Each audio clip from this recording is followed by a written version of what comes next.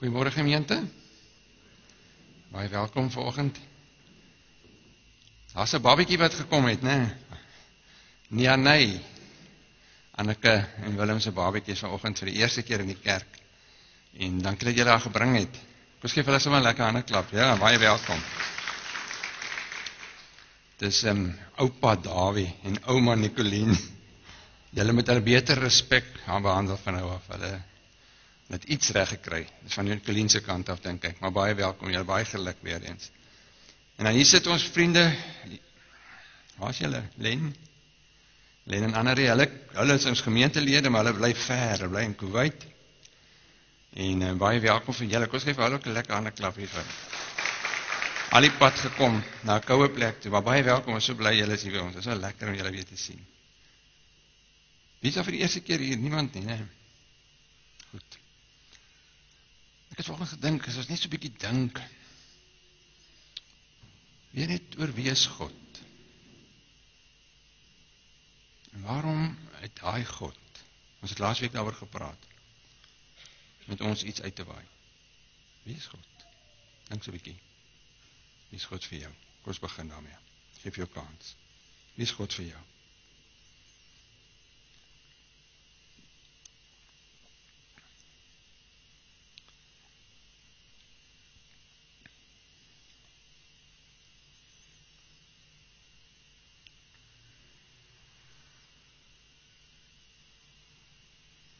Ja, U is skepper. U is redder. U is koning. U is regter. U is liefde. U is vrede. Here, ons kan aangaan vanoggend. En maar net U name en dit wie U is, oor en oor sê. En as ons nog nooit genoeg het om te weet wie is God nie. En dan, as ons vanoggend daaroor dink, dan is die God wat afbuig na ons toe. Wat 'n kruispad gehad het, waar U eie seun Jesus, God self, gesterf het. Maar U is ook God wat sê, ek los julle nooit alleen nie. Ek is altyd by julle. Altyd. En daarom het U vir ons U Gees gegee. God self. En dis wat ons bely. Ons glo in 'n drie-enige God, Vader, Seun en Heilige Gees. En ons wil kom bely, Here, dat ons dit vir U nodig vir elke faset van ons lewe. Elke dag. Maar dankie dat U vir ons vir hierdie oomblikke saamgebring het. Dankie dat ons as 'n huisgesin hier binne in hierdie plek kan vergader. En dankie dat ons, terwyl ons hier is, kan weet, God is hier. So ek kom seën vir julle, en ek kom seën vir my, en ek kom seën hierdie gemeente. En as ek die seën van die Here op julle uitspreek, dan is dit so groot voorreg. Genade, vrede, liefde, goedheid, barmhartigheid. Dis wie ons God is. En daai seën kom lê op ons elkeen. Amen. Die lied wat ons gaan sing, sit hom gou op daar. Dit sê, my lewe is in die Here, sy my sterkte is in die Here, my hoop is in die Here. So kom ons staan, en dan sing ons dit heerlik saam. Kom.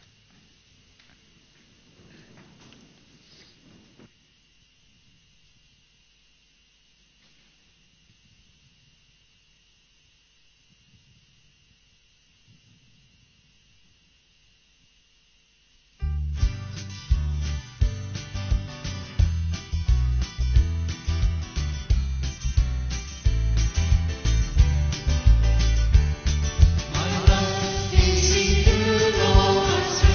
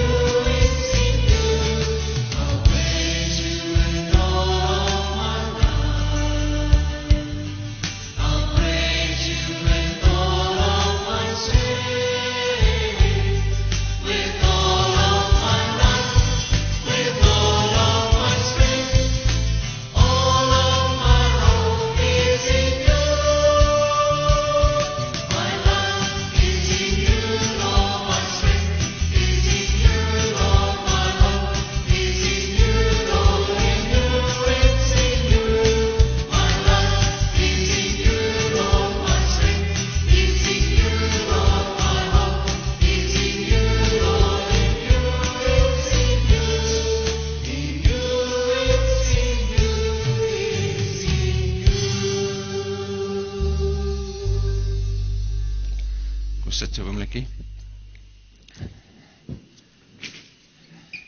Wonderlik om 3 blomme hier te sit in ons gebedsbak.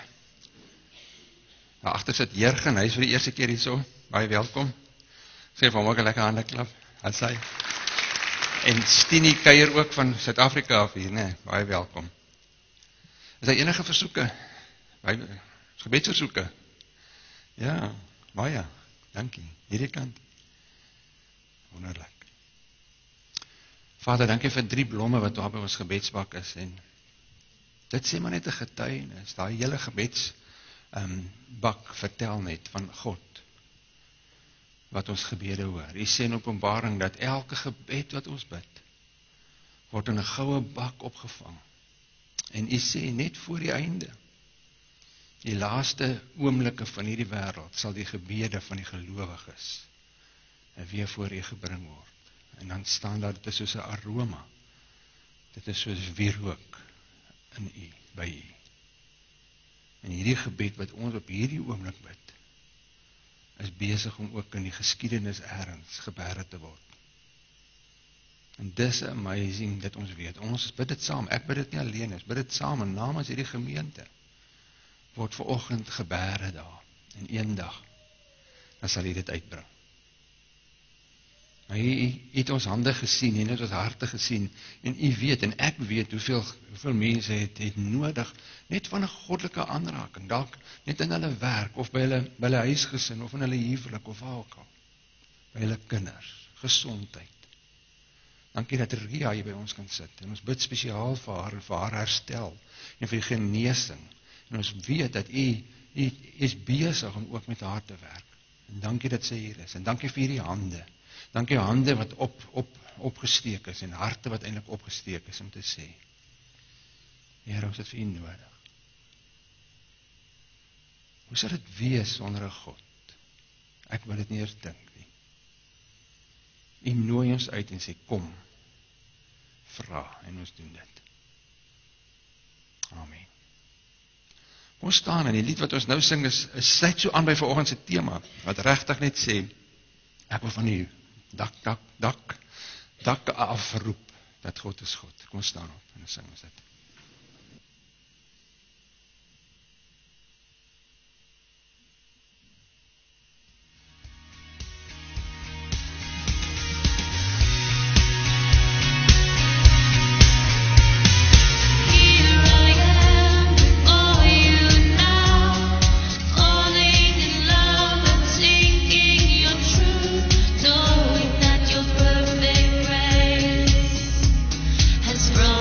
To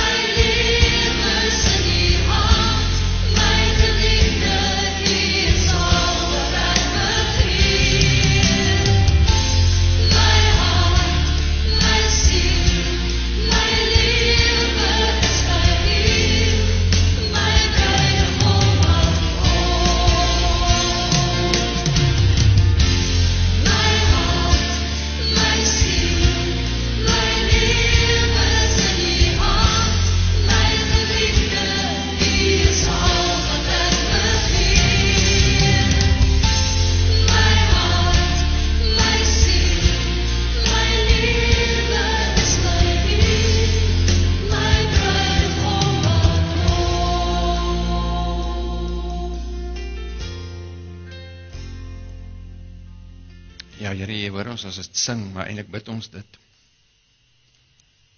As ons sê ons hart is by U. En nou wil ons ook vra dat U ons verstand by U sal vat. En ook ons, terwyl ons so sit, maar net sal luister, dat ons kan hoor wat U vir ons sê.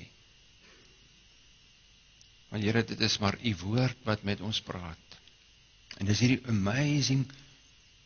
amazing gedagte van U woord. En van die Gees. En elkeen van ons wat hier is, kan getuig, een of ander tyd het die woord en die Gees met ons gepraat.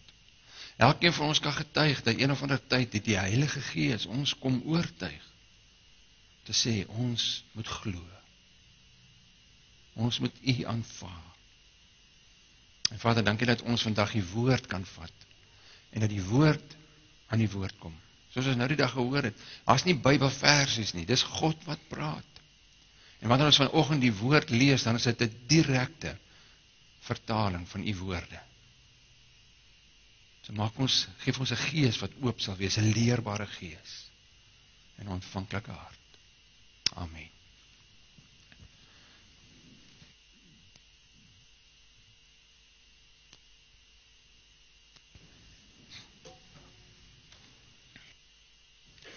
Ons is besig met 'n reeks, en die reeks se tema is 'n nuwe lewe in Christus.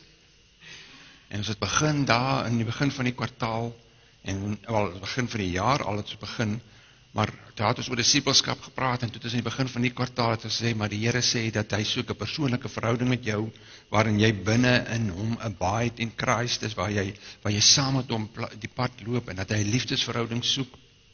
En ons het gehoor dat hy gee vir ons die Heilige Gees, hy sal ons nooit alleen los nie. En laasweek het ons gehoor dat daar is niemand wat met God vergelyk kan word nie. Daar is nie iemand anderster groter as God nie. Daar is nie eers iemand wat jy langs God kan sit en te sê, maar op die vlak van God is daar iemand wat ons daarom ten minste kan vergelyk nie. Op die vlak van God is daar niemand nie. Dit het ons laasweek gehoor. Nou gaan ons na die einde van die reeks toe. Nou gaan die Here kom en hy sê, hy sit alles in ons. En dan wil hy uiteindelik vir ons sê, maar as jy iets van God ervaar het, gaan sê dit vir ander mense. Nou kom ons lees, Matteus 28. Nou julle wat al by 'n sterfbed was, sal weet, as iemand 'n sterfbed wens het, dan luister mense nogal. Nou hierdie is nie Jesus 'n sterfbed wens nie, maar hierdie is sy laaste woorde voor Handelinge 1. Hier was die laaste goed wat hy gesê het. Hy het sy disippels bymekaar gebring, en dat hy vir hulle gesê, hoor jy ouens, nou wil ek vir julle die laaste goed vertel, voordat ek huis toe gaan, voordat ek terug gaan hemel toe by my Vader. Nou sê hy, die 11 disippels het na Galilea toe gegaan, na die berg waarheen Jesus hulle beveel het om te gaan. Toe hulle hom sien, het hulle hom aanbid, en hoewel party getwyfel het. Jesus kom toe nader en sê vir hulle, aan my is alle mag gegee in die hemel en op die aarde, en gaan dan na al die nasies toe, en maak die mense my disippels, doop hulle in die naam van die Vader en die Seun en die Heilige Gees, en leer hulle om alles te onderhou wat ek julle beveel het. En onthou, ek is by julle, al die dae tot aan die volëinding van die wêreld. Wie van julle het nog nooit hierdie gedeelte gehoor nie? Of gelees nie? Wie het dit al gelees? Het ek nog maar so try? Lyk my almal. So daar is 'n klomp bekende gedeeltes in die Bybel. Hierdie is een van hulle. Nou daar is mense wat sê, daar's baie gedeeltes in die Bybel wat moeilik is om te verstaan. Dit is so. Nie dat mense dit net sê nie, daar is ook moeilike gedeeltes. En daar's ander gedeeltes wat baie maklik is om te verstaan, waarvan ons baie hou om te lees. Dit is ons lekker om hierdie gedeeltes te lees, op Psalm 23. Is een van dit. Het is lekker om Psalm 23 te lees en te hoor, wat sê die Here, ek is jou herder. Dan is daar ander gedeeltes in die Bybel wat baie duidelik is, en duidelik verstaanbaar is, en dan doen mense dit net nie. En hier is een van dit. Hier is een van die gedeeltes, wat so duidelik, maklik verstaanbaar is, en mense doen dit nie. Ja, ek het gaan dink oor die boodskap, want as jy nou baie sterk memories het, of hy geheue het, sal jy onthou, die 4de Februarie hierdie jaar het ek presies hierdie gedeelte gepreek. Toe wonder ek maar, hoekom het die leraars, toe ons nou besluit het verlede jaar, 2 keer dieselfde gedeelte in 1 jaar gesit? So jy kan nie 'n ou preek uithaal nie, nee. Ek sal dit nooit doen nie, maar ek kon. Toe dink ek maar wat wil die Here dan nou weer 'n keer vir ons sê? En nou nie klaar met ons gepraat nie. Maar hierdie is die groot opdrag. So ons kan nie wegkom daarvan nie. En ek het daaroor gaan dink en sê, maar ons het al daaroor gepraat en gesê, maar hierdie groot opdrag, dis die rede vir die bestaan van die kerk. Dis die rede hoekom ons as kerk bestaan is, om te gaan sê, maar ons moet doen wat God sê. So dink ek maar dan, hierdie disippels het geluister, hulle het gegaan, en dis hoekom ons hier is, en dit het ek al klaar gesê, hoeveel keer gesê, so hulle is disippels wat gehoorsaam was, want dis hoekom ons hier is, ergens het hulle vir iemand gaan vertel, en nou is ons hier. So dink ek maar, as ek nou hierdie gedeelte weer 'n keer moet vir myself gaan 'n boodskap maak, want dis eintlik maar wat ek maar besig is op in die week. Wat kan ek nie leer? Want onthou ek het 'n hart vir die mense wat verlore is. Dis hoekom ons Turkye toe was. Ons het in Turkye gebly. So jy hoef my nie te oortuig dat mense is verlore en dat ek hoef te gaan nie. Ek het 'n hart vir hulle. Ek wil regtig disippels maak. Ek wil dit doen. Ek wil hê dat mense gered word en by ons gemeente bygevoeg word. Ek wil dit hê. Ek wil hê dat mense gered word en by ander gemeentes bygevoeg word. So die gedeelte ken ek goed. Toe dink ek so 'n bietjie oor die gemeente. Toe dink ek, ons is nou 5,5 jaar hier. Miskien is ek verkeerd. Maar kan aan niemand dink wat aan die heidendom by ons kerk in die laaste 5,5 jaar aangesluit het. Mense wat Afrikaans, ons kan nou eers net oor Afrikaans praat. Afrikaanse mense wat julle ken en ek ken, wat nie die Here ken nie. Ek kan aan niemand dink wat sê ek het nie die Here geken nie, maar ek het hom nou geken. En ek kan aan baie min, ek kan aan geen eintlik dink. Mense het nog nooit vir my gesê nie, maar as gevolg van my getuienis en vervolg die afgelope 5 jaar, het daar mense uit die heidendom tot bekering gekom en die Here dien hulle nou in 'n ander kerk. Ek kan aan niemand dink nie.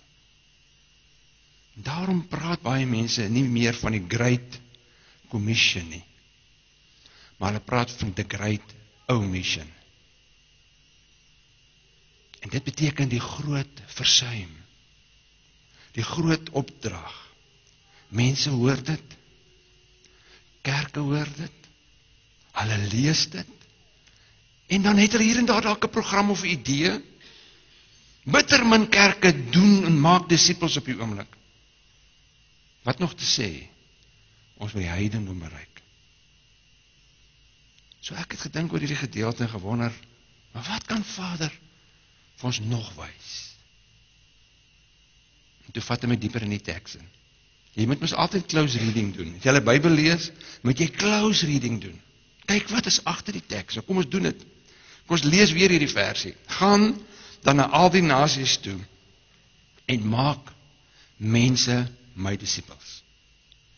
Dis die opdrag. Dis die Great Commission of die groot opdrag. Wat lees julle agter die teks? Dink gou-gou. Kyk, nie sit om jou aan, asseblief. Wat lees julle daar? Wie is die rolspelers? Okay, ons en wie nog? Ek hoor nie. Die nasies. Okay, dis 2 rolspelers. En wat was die derde rolspeler daar? My, God. Dis bietjie close reading. Nou lees ons. En dis wat ek toe gedoen het. Toe besef ek, as jy gaan lees na die teks, dan lees ons altyd die teks van ons kant af. Ons lees dit om te sê, dat die Here sê, jy moet gaan. En dan sê ek, Here, ek moet gaan, maar ek weet nie hoe om te gaan nie. En ek, dan raak het later net nie meer 'n groot opdrag vir my nie, maar net 'n great omission. En ek versuim net dood eenvoudig, want ons lees dit baie keer net van ons kant af. Maar daar is ander rolspelers in hierdie kant. Daar is die nasies in hierdie kant. Daar is nasies wat sit en dink en wonder oor God. En dan is daar God in hierdie prentjie. God wat sê, hoor mooi, hy sit vir ons weer daai versie op. Hy sê, luister mooi, hy sê, ek wil hê die mense moet gaan na die nasies toe, om my disippels te maak. So as jy die prentjie van God sien, dan sit God aan die ander kant en sê, maar ek wag vir mense om in te kom as my disippels. Daar's mense wat my disippels moet gemaak word. Ek wag vir hulle. Iemand moet gaan. Dis wat ek sien. So die eerste ding wat ek sien is die wagtende nasies. Ander kant die disippels se boodskap moet julle nou kyk, want die boodskap wat die Here vir hulle gee is, gaan en maak mense my disippels, maak al die nasies toe en maak hulle my disippels.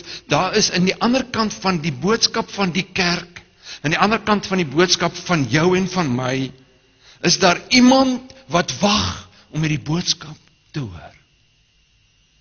En as Jesus met hulle praat, as Jesus na hulle kyk, dan sê hy die volgende in Matteus 9 vers 35 en 36, hy sê toe, hy die menigtes sien, het hy hulle innig jammer gekry, want hulle was moeg en hulpeloos soos skape wat nie 'n wagter het nie.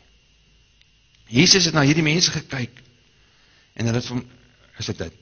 Ja, dit het vir hom, ek gaan net gou lees wat ek geskryf het, en het vir hom gelyk, dis die nuwe vertaling, die ander vertaling wat ek het. Hy sê, Jesus het na hierdie mense gekyk, en hulle het gelyk soos 'n skape wat sonder 'n herder ronddwaal.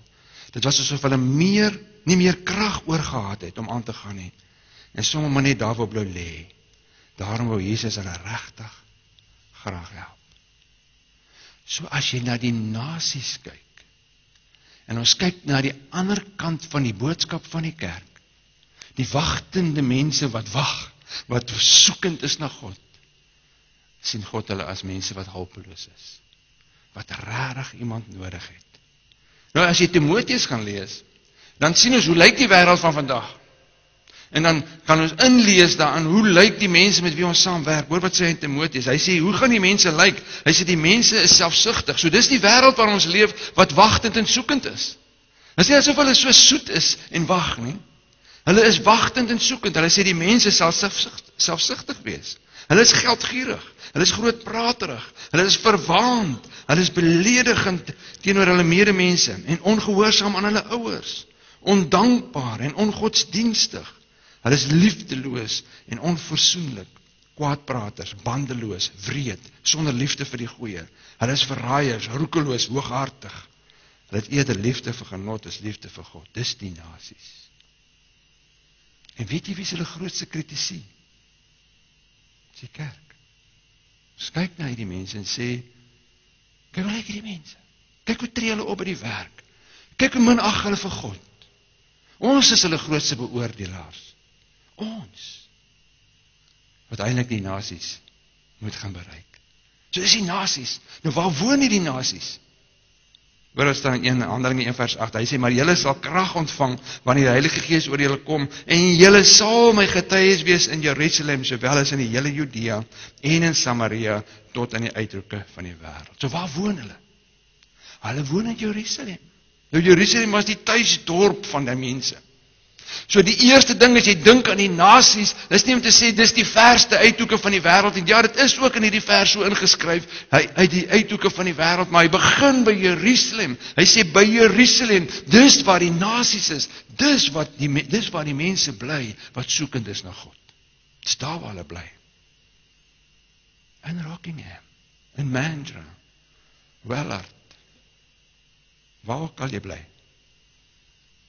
Baldivis, Secret Harbor. Daar is die mense. Natuurlik is hulle in Perth ook. En in Pretoria ook. En natuurlik is hulle in die wêreld. Maar dis by jou gesin. Dis die mense wat om jou bly, jou familie, jou bure, jou kollegas. Dis waar die nasies bly. En daarom is God besig om te sê, ek wil hê jy moet hoor, wat sê hierdie nasies, hulle is soekend. So 'n rukkie terug het ek dit vir julle gelees, vir Handelinge 17 staan daar, God het hulle gemaak, God het die mense gemaak, om hom te soek, en al sou hulle moes rondtas om hom te kry. Hy is nie ver van enigeen van ons af nie, want deur hom lewe ons, beweeg ons en bestaan ons. So daai eerste gedeelte sê, God het mense gemaak, om hom te soek. So elke liewe mens wat jy ken, elke liewe mens wat ek ken, elke mens met wie jy elke dag te doen het binne in hom 'n God-shaped vacuum, wat net deur God vervul kan word. En nou kan dit met ander goed probeer. Maar dit sal altyd faal. Dan gaan ons terug na Timoteus toe, want dis hoe hulle dan sal lyk. Maar dis 'n void, is iets hier leeg hier binne in ons. God sê ek het dit so gemaak. Daar is verseker 'n klomp mense in jou lewe gesit, wat God sê, ek wil hê jy moet die goeie nuus gaan bring. Miskien is dit jou eie kind, jou pa, jou ma, jou broer, jou suster, jou oupa, dalk is dit jou ouma, wat nog nie glo nie. Dit is die Jerusalem, want dalk is dit jou buurman, of hy knorrige baas, miskien is jy die knorrige baas,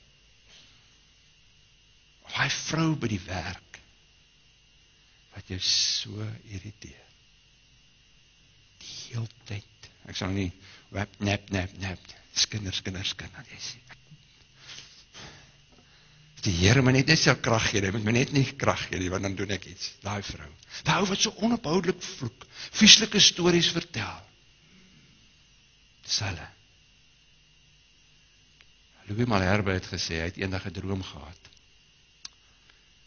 van die hemel en die hel, en hy sê, hy het gedroom, dat die pad na die hemel toe, was oor die hel, maar die pad waarin hy sê, die droom wat hy gehad het, is 'n tonnel gewees, maar die tonnel was deurskynend gewees. Soos wat jy dan nou op pad hemel toe is jy veilig, maar jy beweeg oor die hel. En hy sê, terwyl hy so geloop het, bly om die hemel toe te kan gaan, toe sien hy daar in die hel, sy beste vriend. En sy beste vriend sê vir hom, hy kan nie hoor nie, waarom het jy my nooit vertel nie? Hy sê, terwyl hy so aanloop, toe sien hy sy baas. En nog so eentjie, toe sien hy sy pa, wat klop so aan die tonnel. Hy sê, jy het my net nooit vertel nie. Daai mense, dis wagtend. Dis wat God sê. Ek wil hê, die nasies moet gered word. Hy sê, ek stel nie die koms van die Here uit nie. Ek kan nie, ek wag dat nog mense gered word. Sien 'n genadige God wat wag, en dis die volgende, hier's 'n wagtende God, hier's 'n God wat aan die ander kant sit, en sê ek wag. Ek gaan weer Matteus lees, maar nou lees ons dit van God se kant af. Ons het dit net van die nasie se kant af gelees. Wat sê Jesus? Jesus het al die dorpies en die klein plekke besoek, daar staan in die Engels, die villages. Hy het die mense in hulle sinagoges geleer. Wat doen hy? Hy vertel hulle die evangelie, die goeie nuus van die koninkryk van God. Dis al wat die wêreld moet hoor. Daar's goeie nuus. Hulle hoef nie kritiek te kry nie. Hulle hoef nie beoordeel te word nie, want niemand sal verander as hy nie glo nie. Hy sê, ek vertel hulle net die koninkryk, hy het elke soort siekte en kwaal gesond gemaak. Hy het uitgekyk vir die mense se fisiese nood.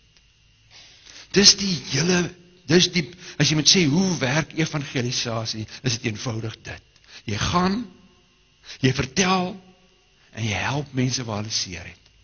Nou, baie keer fokus mense net op die barmhartige kant, en ons moet net die mense help, ander keer is dit net op die evangelie. Hierdie is die full gospel. Dis die volledige goeie nuus. Dan gaan hy aan. Hy sê, toe hy die menigte sien, het hulle innig jammer gekry, want hulle was moeg en hulpeloos soos skape wat nie 'n wagter het nie. Hy sê toe vir sy disippels, en hoor, kyk of jy kan hoor, agter die teks, of jy binne, as jy weer close reading kan lees, of jy sy stem kan hoor, sy teleurstelling dalk. Hy sê, die oes is groot, maar die arbeiders is min. Hy sê, bid dan die Here aan wie die oes behoort, om arbeiders te stuur. Daai woordjie wat hy sê, innig jammer kry, is as jy dit in die Grieks sou vertaal, dit sê, to be moved as to one's bowels, hence to be moved with compassion. Ek weet nie as julle soos ek movies kyk, en iemand kry seer nie, dan ruk dit so in my. Sorry, Kief, maar as hulle ouens inspuit, kyk ek glad nie, want ek kry net te seer vir hulle.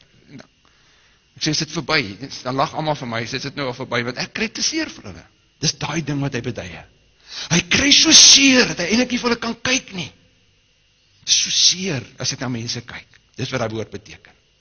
En as ek na hierdie mense kyk, en ek sien, hulle het die full gospel nodig. En ek kyk na die arbeiders, dan trek my hart in mekaar.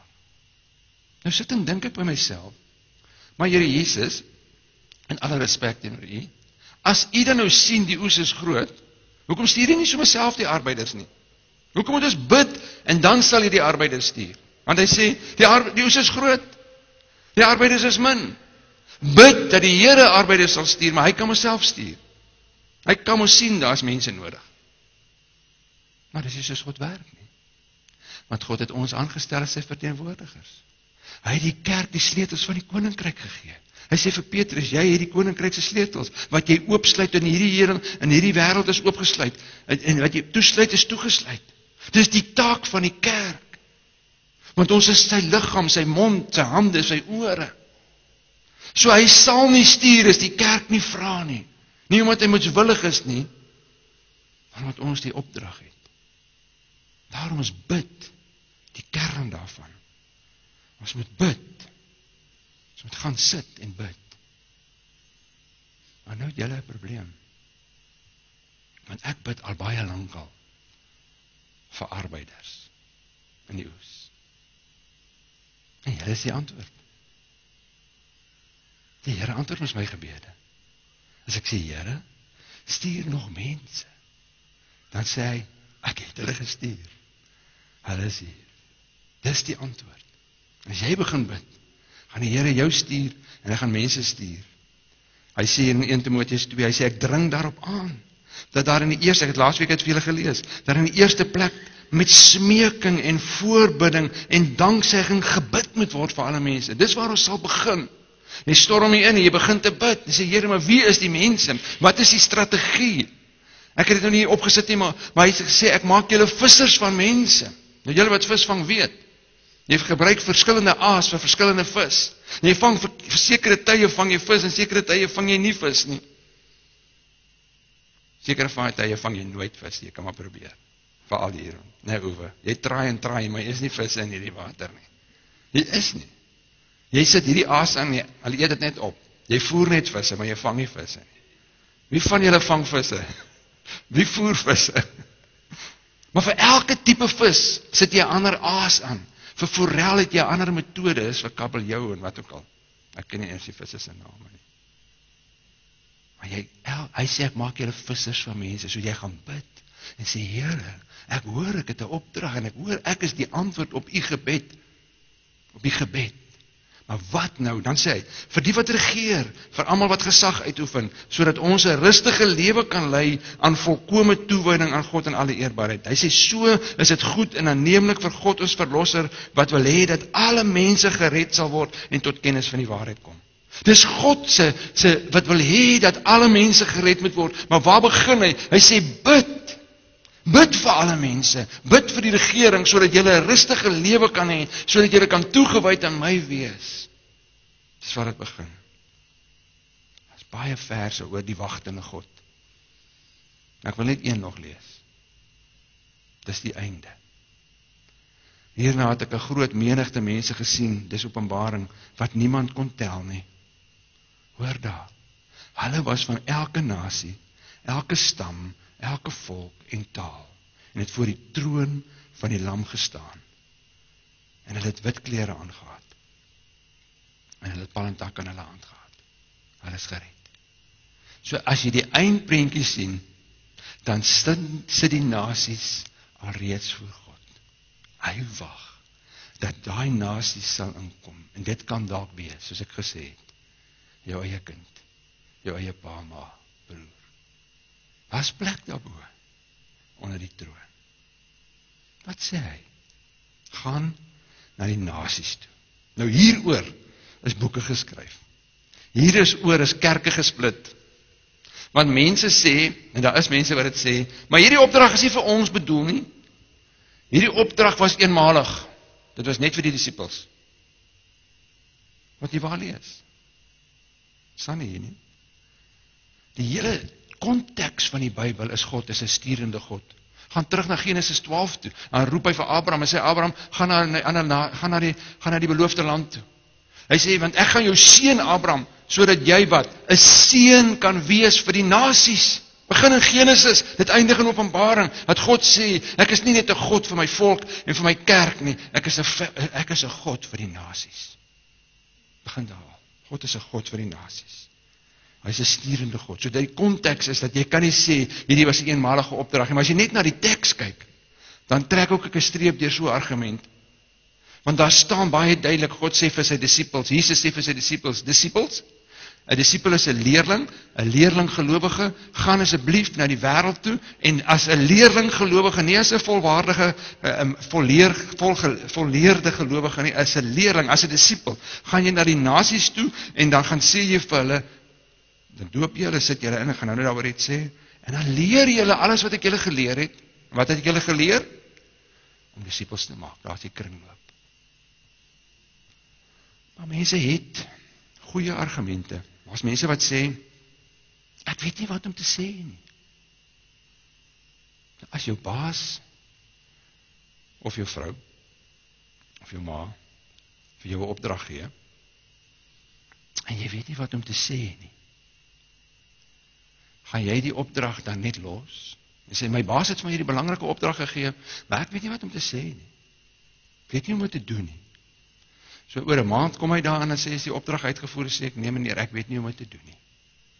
Wat moet jy doen? Jy gaan vra ander ouens, jy bel jou kollegas, jy bel jou baas weer 'n keer, sê, meneer, asseblief, hoe moet ons hierdie ding doen? Ek weet, ek moet dit nou doen, maar ek weet nie, ek wil die opdrag uitvoer.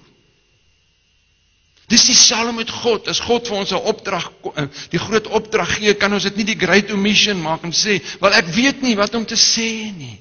Dan gaan ek na God toe en sê, Here, ek weet nie wat om te sê nie, maar help vir my, gee vir my een woord, gee vir my een gedagte, en jy sal dit kry.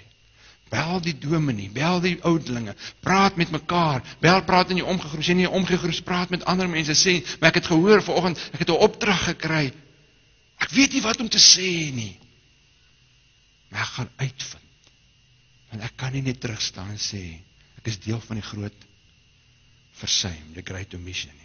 Of mense sê ek is te bang, of mense sê ek mag glad nie by die werk praat oor die Here nie, want dit is teen ons beleid. Sê wie? Wat sê God? Dan gaan dink jy mos 'n ander plan uit. Ek weet nie wat hier sal werk nie, maar daar was 'n ouetjie gewees in Pretoria wat sy baas, hy kon nie praat oor die Here nie. Daar was Jode en hy was Christen en Moslems almal op die direksie. Al wat hy gemaak het, ek sê nie julle moet dit nou doen nie. Hy het elke dag 'n Bybelversie agter op sy hierdie goed wat die ouens dra, die geel jumper wat hy dra, as hy gaan werk, hy het dit agter op dit geplak. Dan loop hy by die mense verby. En elke ou lees die versie. Dit was nie verbode nie, want ander ouens dra ander goeders op hulle T-hemde, weet? New York is great, of wat ook al. Maar hy skryf God is great. Elke dag het hy 'n versie. En hy sê later het ouens hom gestop en gesê, wat is ons versie vir die dag? Wat is die versie? Kom nie verbyloop, ek wil lees. Wat sê God vir my vandag? En later het daai baas my gebel en ons het met hom gaan praat. En ons het begin met 'n groep in hy besigheid van 600 mense, tussen die moslems en Jode. Want hy sê vir my, maar as ons begin met 'n Bybelstudiegroep hierso, maar dan gaan die moslems ook wel een hê. Toe sê ek, maar gee vir een. Ons weet mos hulle bid vir 'n valse god. Sê vir julle kan ook daar's vir julle ook 'n plek gaan bid. Kom ons begin iets. Dis een ouetjie wat met 'n Bybelvers op sy rug geloop het. So is moontlik. So moenie sê hulle sê ek kan nie met die Here praat nie, gaan vra vir die Here, hoe kan ek terwyl ek moet gehoorsaam wees aan my maatskappy se beleid? Hoe moet ek gehoorsaam wees aan U? Dan moet 'n ander manier wees. Of mense sê net dood eenvoudig, ek kan nie praat nie, net ek kan nie eers, ek weet nie wat om te sê nie. My mond, ek sukkel om te praat. Nou leer dan maar sign language aan as jy sukkel om te praat. Nee, dan gaan sit jy by God en sê, skryf jou getuienis dan uit.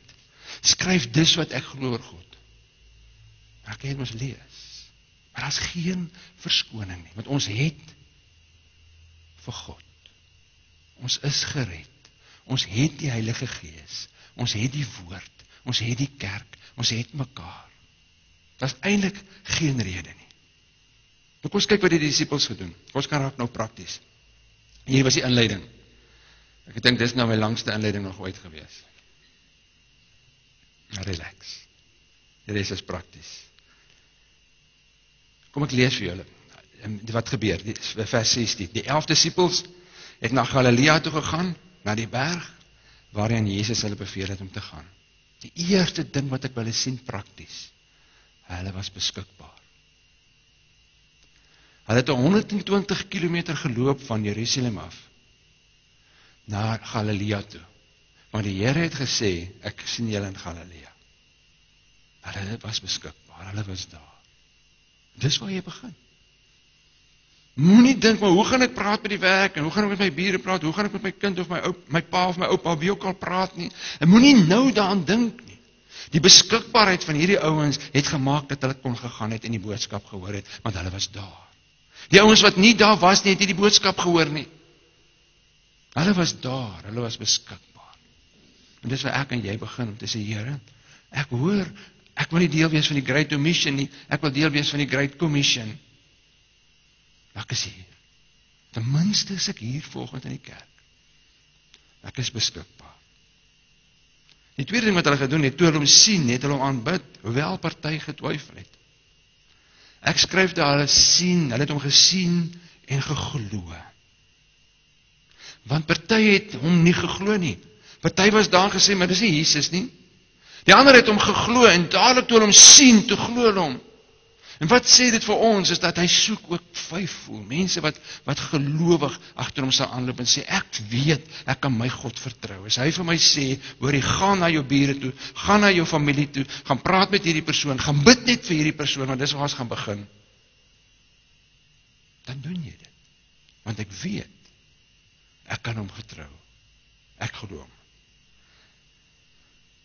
Daar is 'n derde ding wat gebeur het.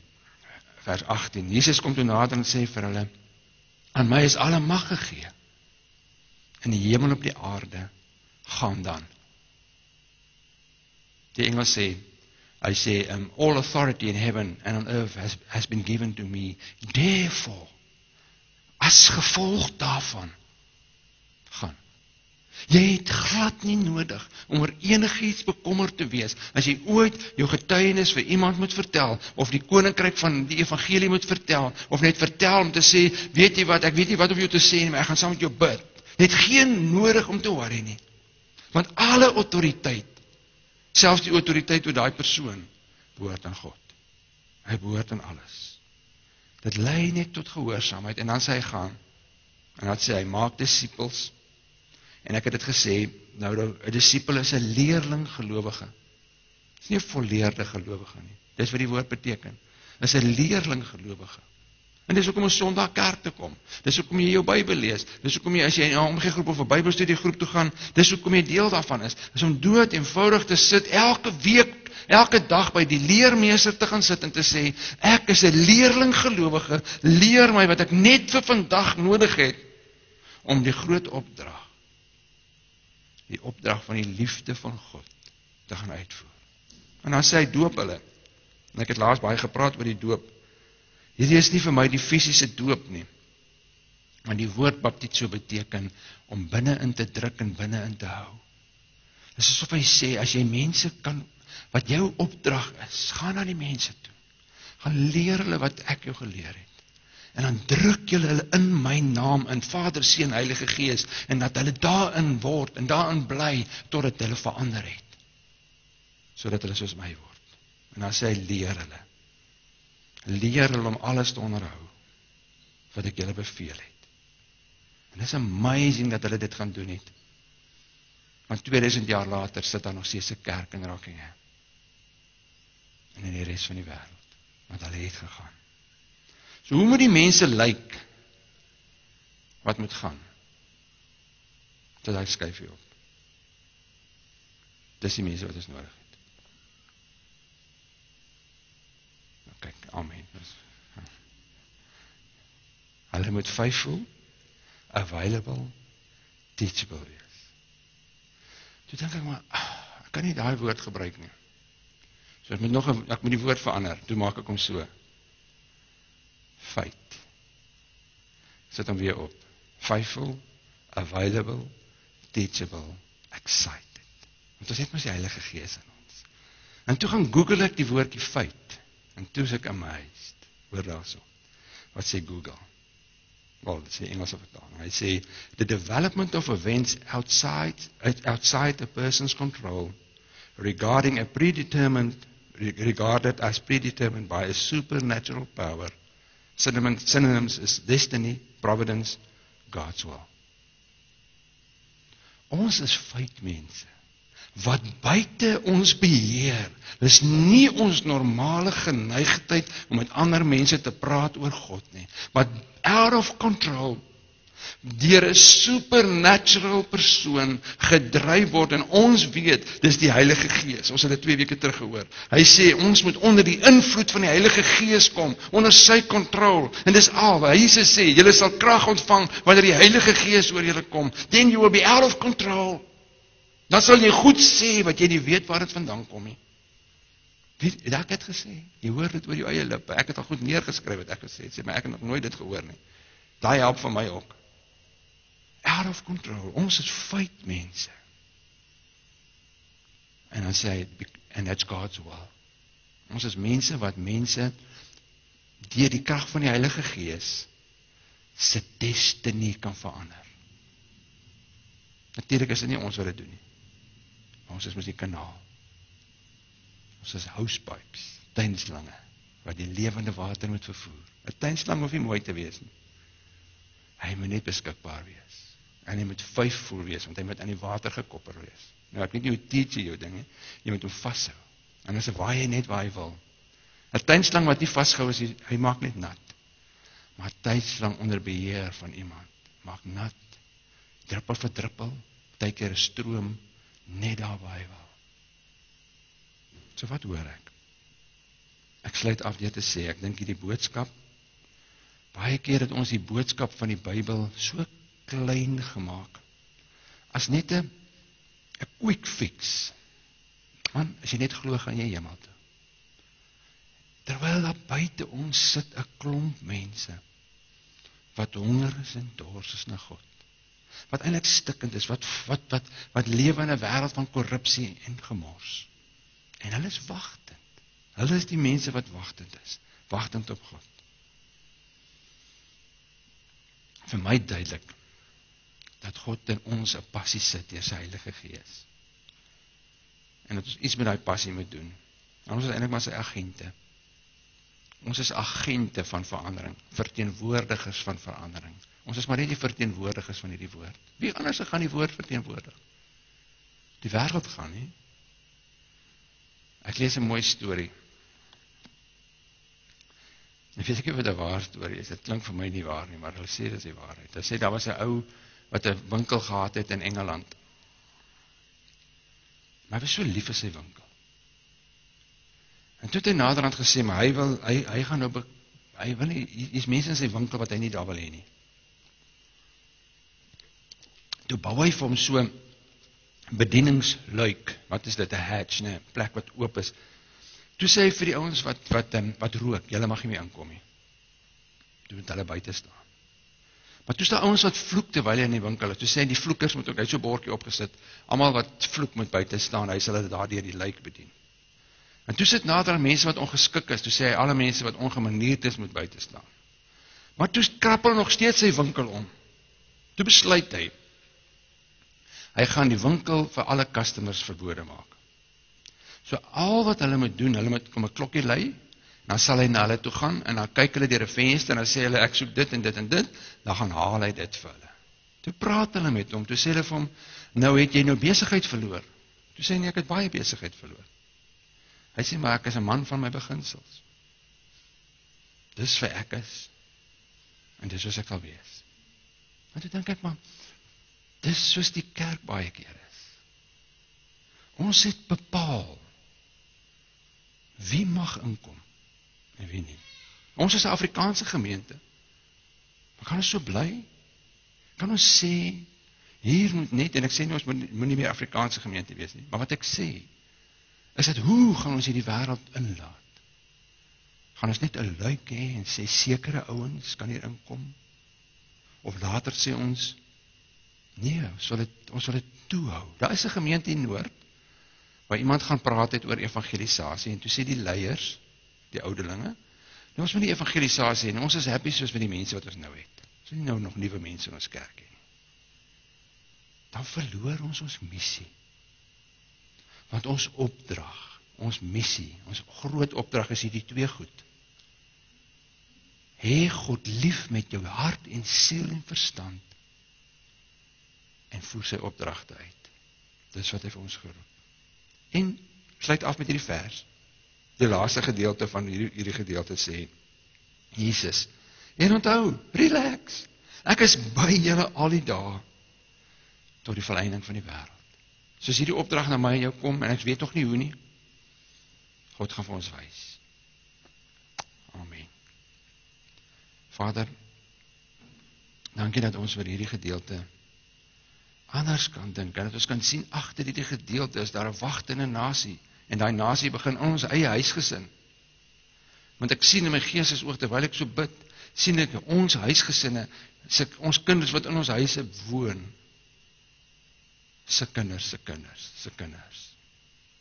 En ek sien hoe ons 'n legacy kan laat, hoe ons uit die oorvloed kan gee, geslagte en geslagte kinders hierna, wat vir u volg, wat vir u dien, wat kerk is, wat die koninkryk verkondig. Maar ek sien ook 'n wagtende God wat sê, ek stuur julle uit, ek wil nog disippels, ek wil nog mense hê, om deel te raak van my koninkryk. Maar bid, want dis my begeerte. Bid vir arbeiders, bid vir bekering, bid vir geleenthede. Dis wat ek hoor. Dankie Jesus. Maar Here, ek weet en ek voel self maar skrikkerig. Hoe gaan ons dit doen? Al wat ek vanoggend weet, ons is beskikbaar. En ons is faithful. En ons is verseker teachable. En ons het die Heilige Gees en daarom ons is excited. Heilige Gees, kom sit binne ons 'n opgewondenheid. Dat u hierdie groepie mense, hierdie gemeente toelaat om deel van die groot opdrag te wees. Maar terselfdertyd wil ek vra, Here, help ons en vergewe ons dat ons dalk vir 'n lang ruk deel van die groot versuim was, van die Great Omission. Dankie vir u woord. Amen. Nou, as deel van ons gemeente se gehoorsaamheid het ons besluit dat ons moet 'n stap in geloof neem om te sê, maar hoe gaan ons hierdie evangelie verder vat? En ons as ouderlinge het 'n ruk daaroor gebid, en ek het laasweek vir julle gesê, ons het gevoel om iemand aan te stel as 'n ouderling in die gemeente met hierdie spesifieke roeping en visie. En van nou af gaan dit beteken nie, as hier nou 'n ouderling aangestel word of voorgestel word, dat ons sê, dankie tog, hier's nou 'n ouderling, die ouderlinge gaan dit nou doen nie.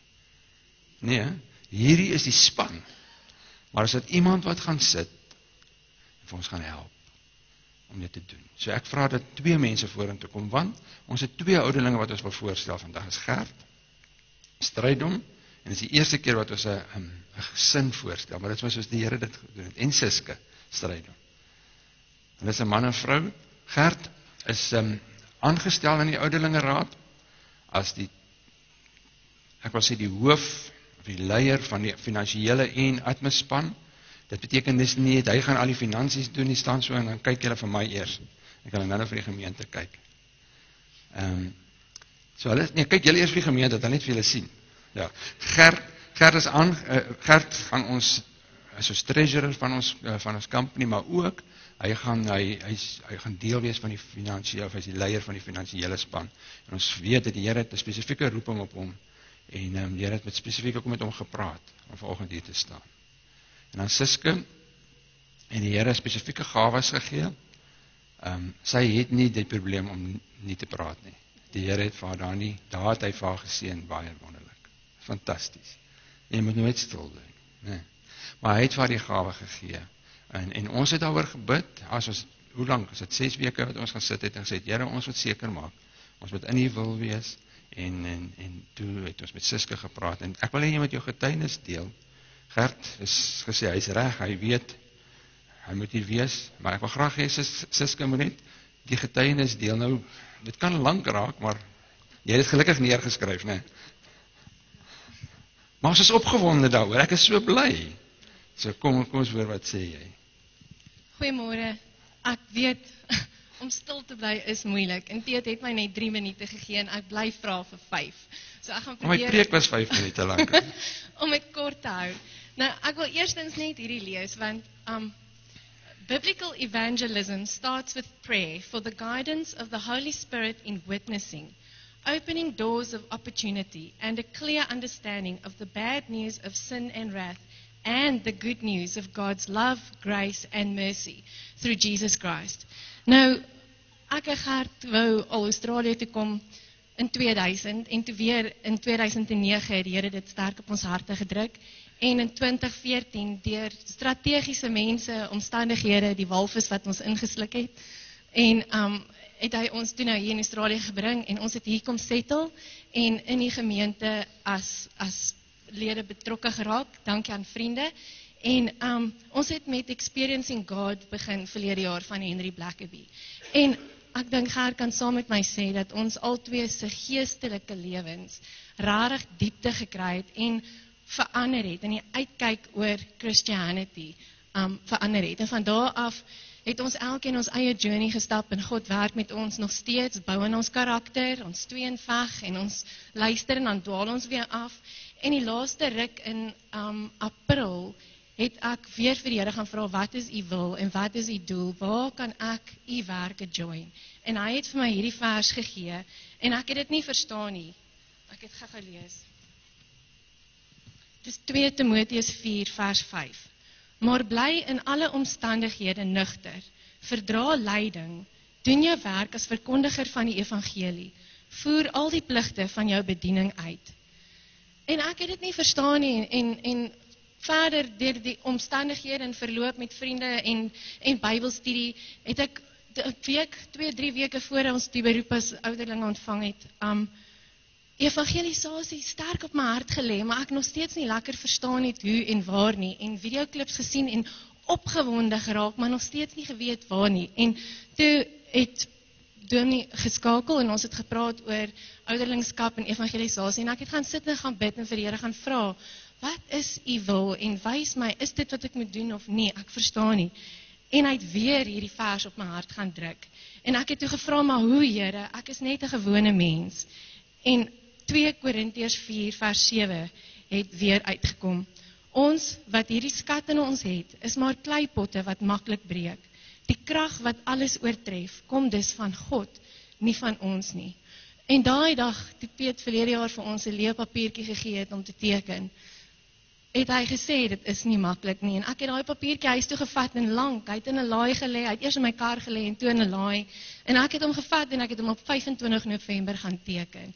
En ek het geweet, dit gaan iets groots wees. En ek is kinderlik opgewonde, maar in my eie menslikheid het ek ook wonder hoe, waar, hoe. Maar hy het geantwoord en gesê, deur hom en deur die Heilige Gees, en soos jy vroeër vandag in die preek ook gesê het, so saam met my man, ons het daar gaan sit en gebid, elkeen op ons eie, met ons skills en hoe die Here ons voorberei het, glo ons, is hy besig, ons weet self nie waar nie, maar kinderlik opgewonde in tot sy eer. Ons gee vir die Here eer, dankie.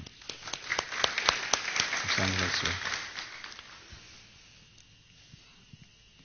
Gert, ek glo die Here het jou geroep, en jou gewillig en bekwaam gemaak, om as 'n ouderling, nie net omdat jy geestelik bekwaam is nie, maar ook omdat jy bekwaam is wat jy doen. En dis wat die Here doen, hy werk mense met gawes, en sit hulle in die gemeente. En dieselfde is, ek glo, dat die Here is die Here wat jou gewillig en bekwaam maak, en sekere skills in jou gesit het, en sekere gawes in jou gesit het.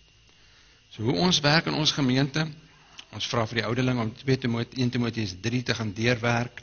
Ons vra vir hulle om dit vir 'n klomp mense te stuur en vir hulle te sê, maar voel jy, dis wat die Here vir my sê, is dit ek, en hulle dit gaan doen, en ek gaan dit nie vir julle lees, maar ek gaan net so 'n paar goed uit dit uithaal. Hy sê van 'n ouderling word verwag om onberispelik te wees, getrou te wees in jou huweliksmaat, nugter, verstandig, beskaaf, gasvry, bekwaam om te onderrig, nie aan drank verslaaf of 'n rusiemaker nie, inskikkelik, vredelievend, nie geldgierig nie, hulle huisgesin goed kan hanteer, in alle opsigte waardig is, nie onlangs tot geloof gekom het nie, en mense wat buite die gemeente as goeie mense bekend is.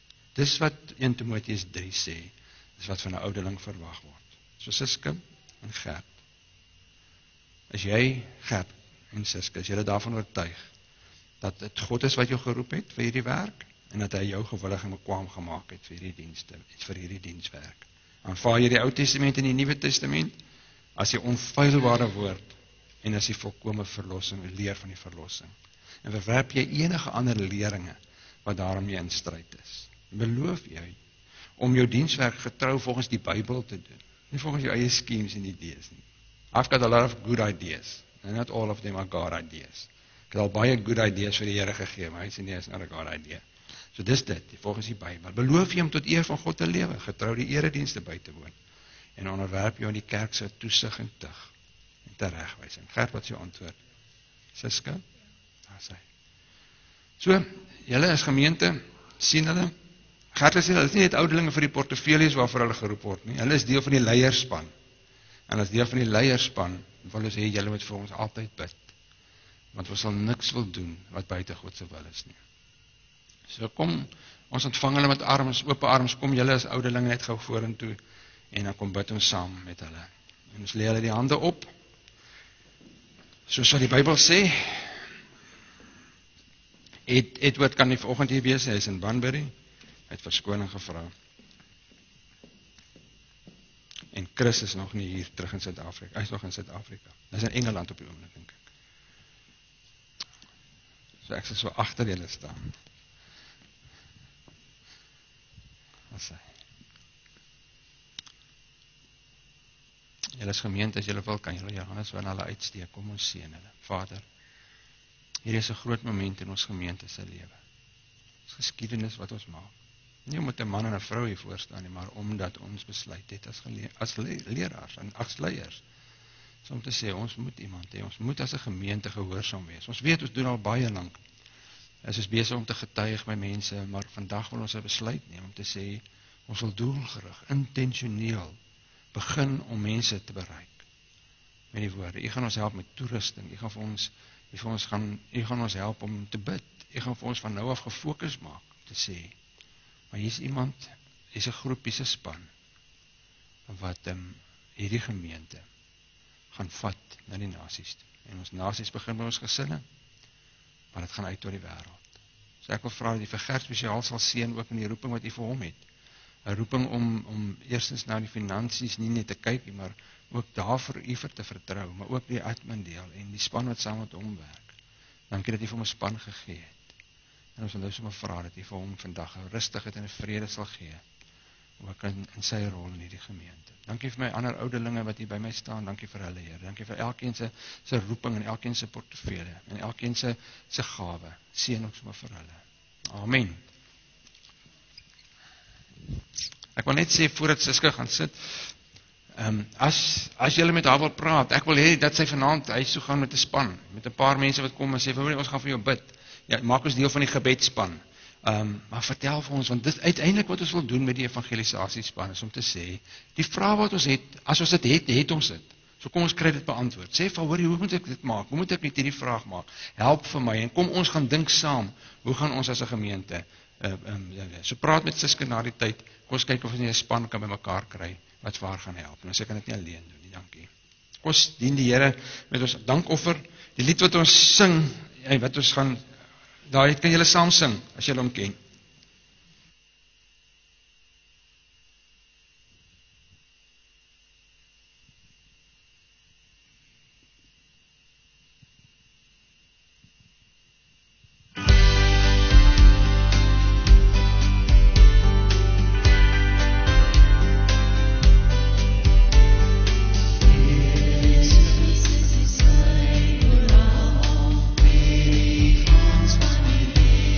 Sky.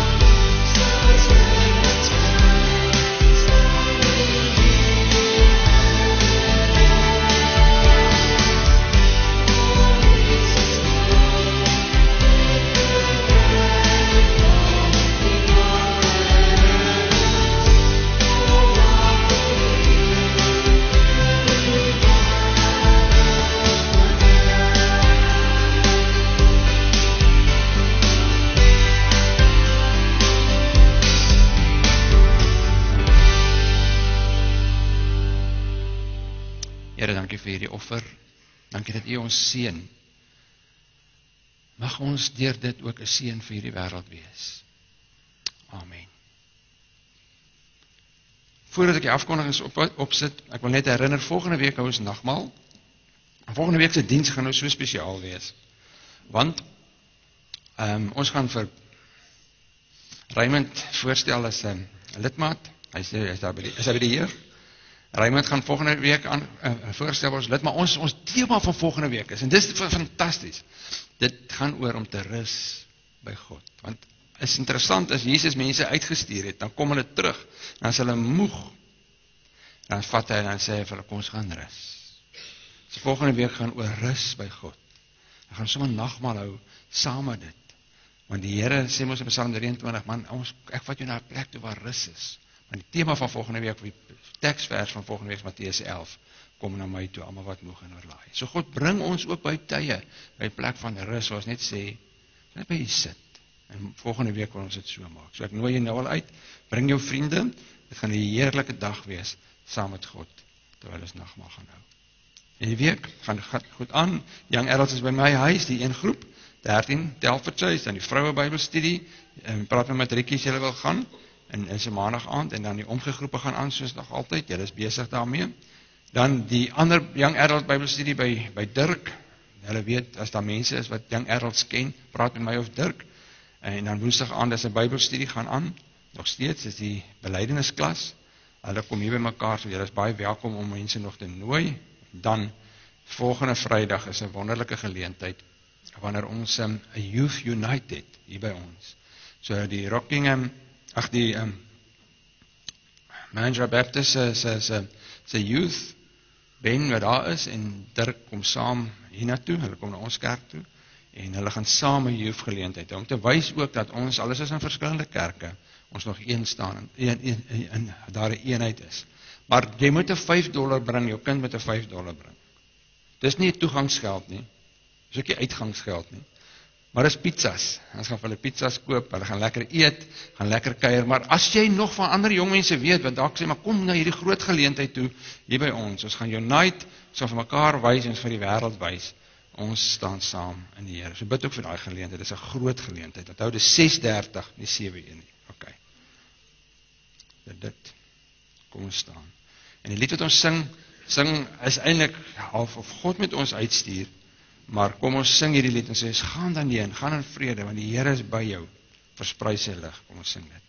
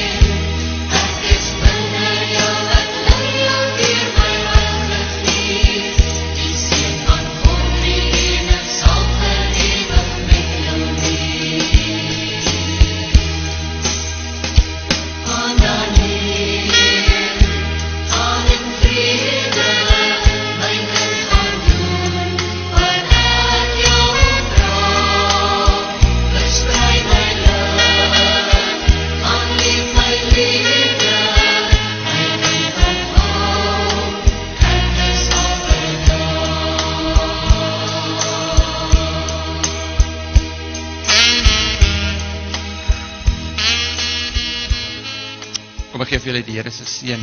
Dis wat ons nodig het. As jy wil, kan jy jou hande so uitsteek. Ek kom lê op julle elkeen nou. Die genade van God ons Vader, die liefde van Jesus Christus die Here, die krag en die teenwoordigheid van die Heilige Gees is op julle elkeen nou, vir vandag, en tot Jesus ons kom haal. Die Here seën julle nou. Amen. Amen. Kom ons gaan kuier heerlik saam.